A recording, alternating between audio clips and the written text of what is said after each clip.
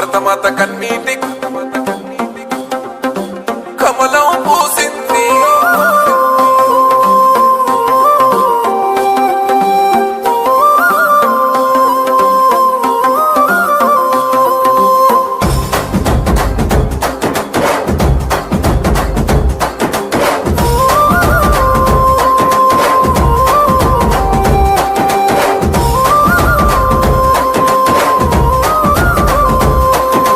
భరతమాత కన్నీటి కోనేటిలో కమలం పూసింది.